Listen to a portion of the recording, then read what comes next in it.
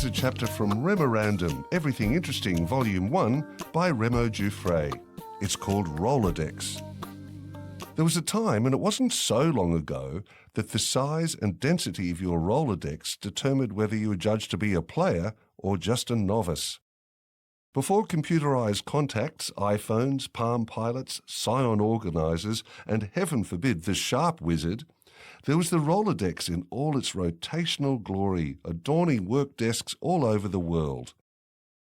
The Rolodex was invented in around 1953 by Hildar Nielsen, the chief engineer at Arnold Neustadter's company, Zephyr American, a stationery manufacturer in New York. The patent was issued to Nielsen in 1956 and immediately assigned to Zephyr, who began selling Nielsen's invention as Rolodex in 1958. So, what is it exactly? The Rolodex is a rotary card filing device with square, hole-punched cards that can be easily removed and reinserted onto the wheel. There were people who wrote by hand directly on the cards, and others who stapled business cards onto Rolodex cards. Cards could be added, discarded, or temporarily shared with ease. It was a genius, efficient, and highly personal way of staying in touch. In those days, people talked about Rolodexes a lot. "I think I may have him in my Rolodex," they might say, or, "If he leaves, he's going to take his Rolodex with him."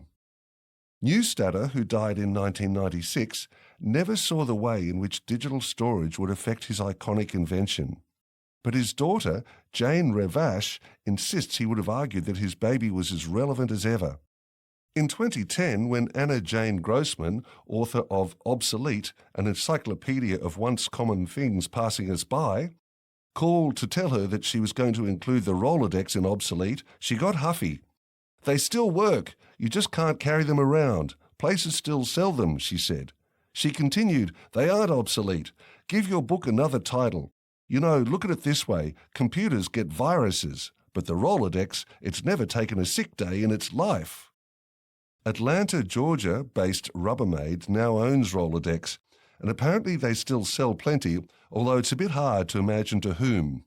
Technology has really dented their claim to functional superiority, at least in relative terms.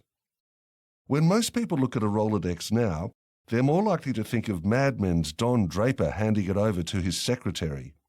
Even so, the Rolodex is iconic enough as a piece of ubiquitous business furniture that it's been displayed in the Smithsonian and featured as number 417 in Volume 2 of Phaidon Design Classics.